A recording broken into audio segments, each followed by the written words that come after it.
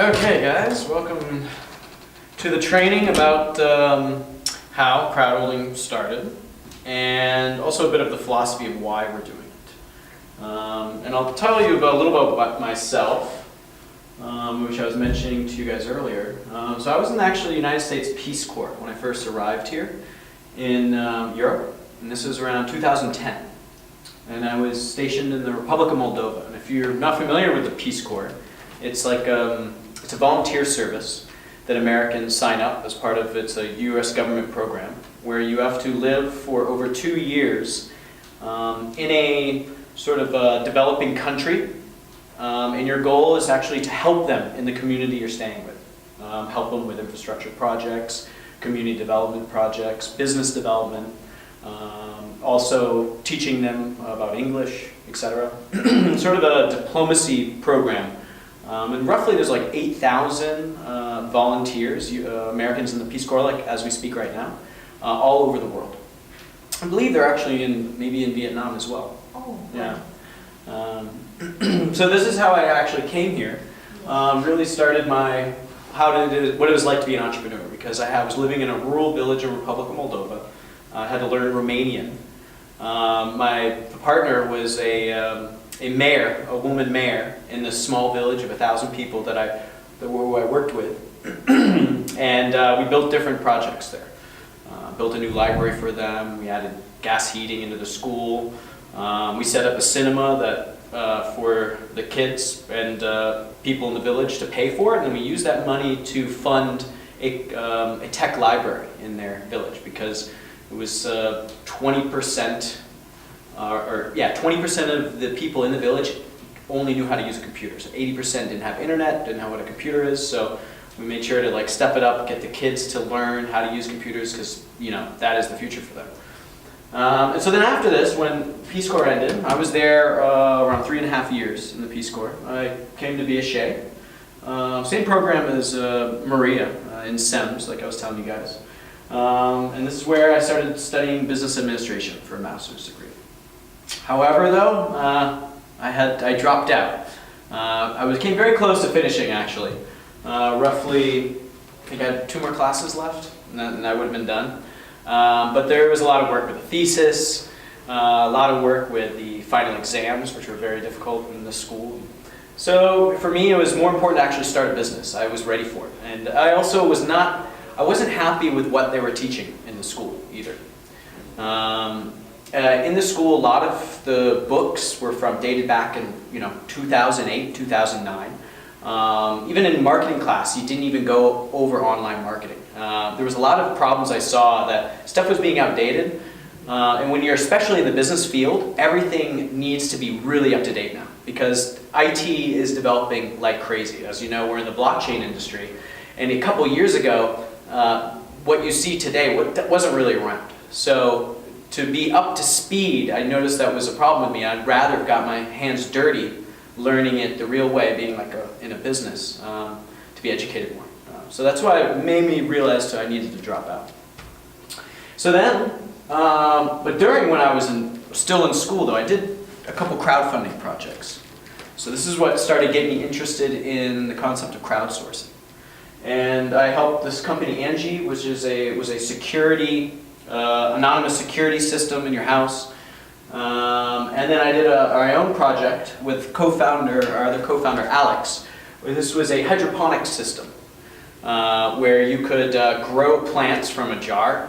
You could also, a big jar, you could even put a fish and it would fertilize the plant to grow. So it was a first test product that I found in America, and we did a crowdfunding campaign with that. And this company, I helped them raise over $500,000 on their crowdfunding campaign.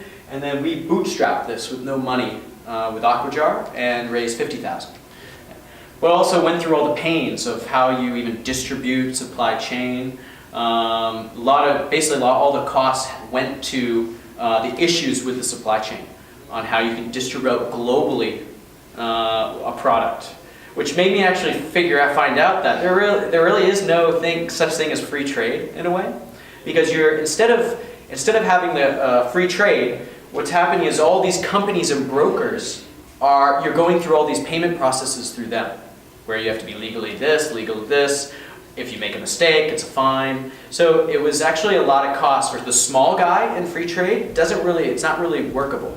It's great if you're Apple and you can move, millions of dollars a day with shipments. These minor costs from brokers are nothing for them. So free trade's effective, but for the little guy, there's really no difference. So it was really interesting when first time learning about supply chain, made me realize I don't want to go back into supply chain. But what fascinated me was the concept of crowdfunding. And that's a lot of the reasons what came up with crowdholding. So then after this Aqua Jar project, and we made the shipments out, we ended that project, and we were looking into this concept of doing another crowdfunding project with a environmentally friendly, tech-integrated backpack. That was like the idea. So what we did was we sent out a survey on Reddit, basically saying, hey, we will reward you if you complete this survey at the very end. And the reward was only like 20% discount if we make the product. So it wasn't anything substantial, but what we noticed, because we told it was a reward, we had so many people fill out the survey just from putting a link on Reddit. We had like around 200 people. They put in great detail the ideal backpack they wanted. And it was amazing to collect all this feedback. And this started started triggering the concept of crowdholding. This idea of why not have the people get feedback, help you as a company, and you should reward them. And so we called this kind of like a survey voucher.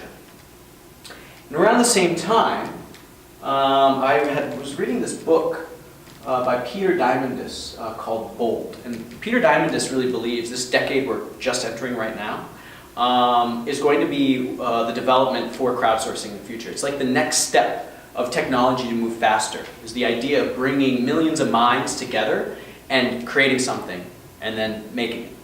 And that you can actually utilize the crowd to speed up business development. And this is one of his theories, and so it really got me fascinated in that.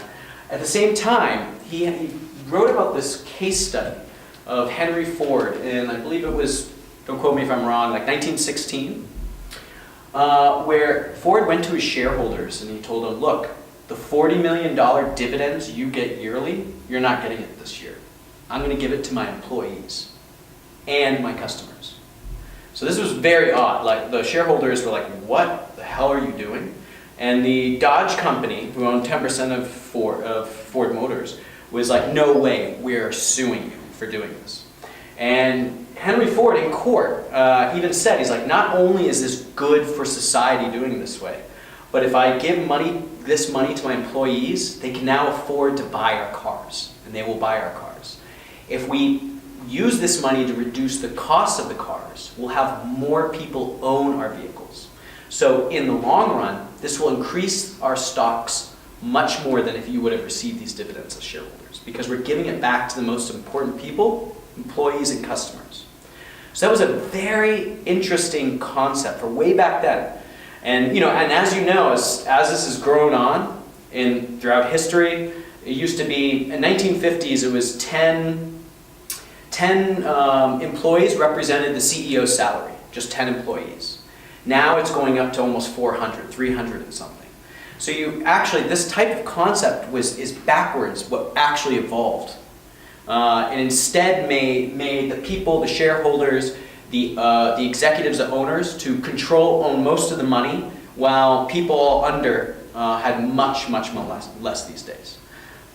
So it's in a way this inspired us to do crowdholding, because we also, our users are the same, are our clientele as well. We're giving the money, we're giving it back to the users, the people most important. And we also have this philosophy, same with employees in our company too. So everyone gets shares, everyone gets the tokens too. And we have like a very high employee, normal companies give 5%, 10% equity to employees. Our pool is 20%, so we're like double the amount of any other company, really. And it's part of our philosophy of this sort of Henry Ford ideology, which is fascinating, which really triggered the concept to allow the public to be the shareholders. Everyone that participates in crowdholding is one of our stakeholders, and that's one of our important philosophies. So the original concept of crowdholding, now we're going back 2 years ago. The idea came out in 2016 of starting this business, and it was this idea of sharing shareholders, where you would give a piece of assets. We were working with royalties, so revenue. If you gave a piece of revenue to the public for helping you, this would trigger something, because they're going to want to see you succeed. They're a stakeholder in your company. If you succeed, they succeed. So the theory was that if you can offer these crowd shares, which was a percentage of our company's revenue, to the public for feedback and ideas, it would create a cycle. And it would promote word-of-mouth marketing. Because these people would tell their friends, these people would want you to succeed and make money, and so they would put their effort in. And so it was a very interesting concept. And so we started this way. We'll create the crowd share. So every business that comes on our application dedicates a percentage, 1-2% of their revenue, and distributes it with crowd shares. However, we ran into some problems when we did this. So the idea, I'll go into this more in more detail. So the idea was realized in March 2016. We us founders, which is Henry and Alex. So you will meet Henry, comes Monday next week, who is our COO, and Alex is CMO. We recruited our first developer in July. We built our alpha in October, and we had no investment. So we were pretty broke. In December, we actually had an investor that was going to give us $30K. And this was going to be our start. But what happened was he backed out last minute. And so we were left with just 4 of us, had 3 months of even individual survival money left. There was a pretty hard time. And so, the question is, what would you guys do now? Most people would probably just shut down and say, hey, we tried, But we did something kind of interesting. We decided to scale by 3 times. And so what we did was, we brought in a bunch of interns. And so we went from a team of 4 to 12. And this was an internship for 10 weeks, the same as that you guys are tackling. It was a 10-week internship. And we did Google trainings from Alex, and that's how we promoted it. And there was a lot of interest because it was such a new idea. And a lot of actually these first interns, roughly half of them are still with us today that we have employed. So they're some of our core people even. And then around the same time, I think it's going to be 3 months individual survival money, Google trainings. Oh yeah, I was telling you we were doing Google trainings. This is when also we recruited Rosario, our CTO, and that was really key. One thing I would have liked to go back in time and to find actually a CTO first. It's great to have, because when it's a founders of 3 people that's different that you need for businesses, but CTO probably should have been one of our priorities first, because then we could have been faster with developing instead of just having a lead developer in a way. But that's when we recruited Rosario through one of our advisors. So we went to 4 to 12 people. And the results, in March we launched the beta with all these people working. We did all the trainings. And right when the 10-week internship was up, we got an investment. And it was attractive. It was because we were making progress. We showed we were bigger than what we were, in a way. It's kind of a little bit fake it till you make it. But it worked. And that was the whole strategy. I believed at that time, if we had a big team, I can find the investment, and I did from that. And so then that's how we really got our started. And all from the internships, our most qualified interns, we employed just as promised to them. So a little lucky we were, but that's part of doing a business. And so our beta 1.0 version was unsuccessful. The issues that we had was transparency. Not during this time, and this is 2000. This is roughly spring. Yes, this is spring 2017. Traditional businesses, really outside of blockchain, didn't like actually giving internal questions to people outside of their company. They wanted to be more secretive of what they're doing. Because the traditional way as a business is you want to get investment, you get a VC, do a non-disclosure agreement. You're keeping everything secret just for the investment, but you're not telling the public. Which is what I'll get into is very fascinating about the current blockchain industry. You can't do this in this industry. You actually have to be completely transparent for the community in the blockchain sector to actually accept you. So it's really interesting how things are changing now. Another issue was that they were nervous to give revenue. And I don't blame them at the time because it was such a new idea.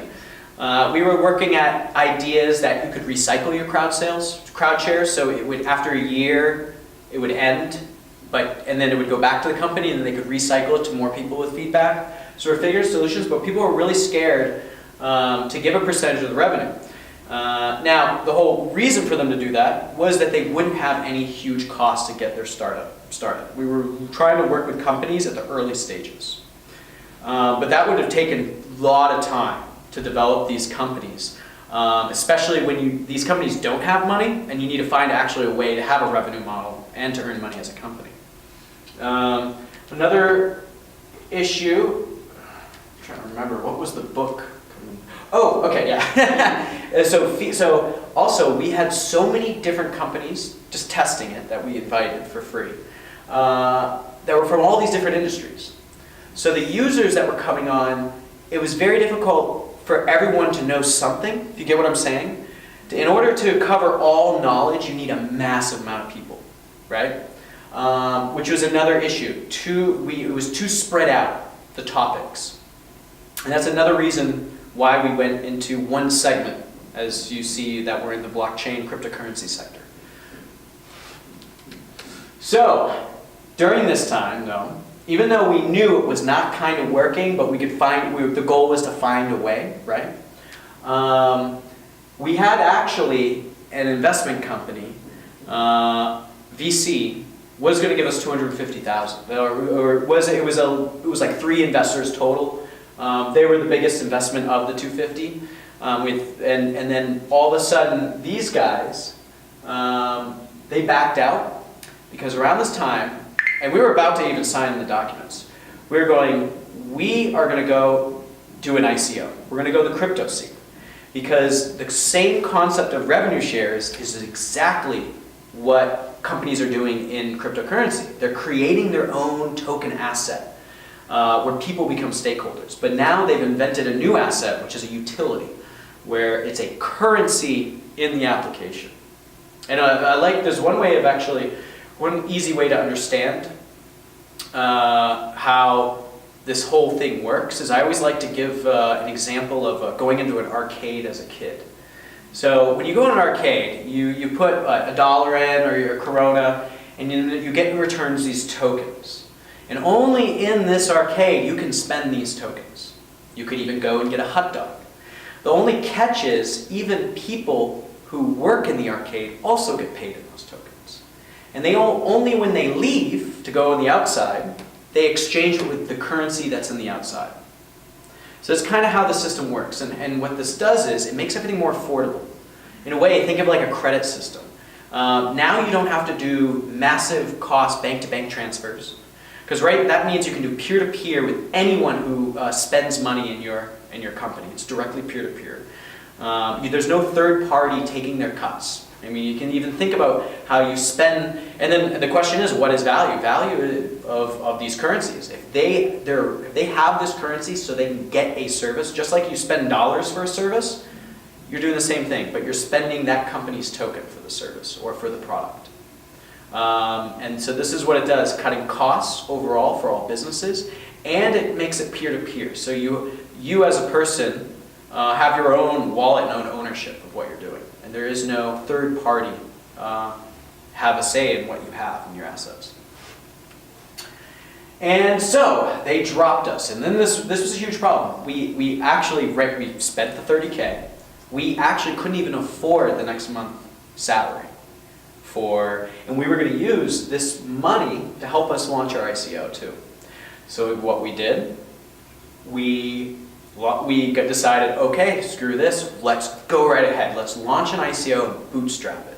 So everyone in the company during this month where we couldn't even pay, we're growth hacking, we built our smart contract, we just went full throttle, night and day, didn't even sleep.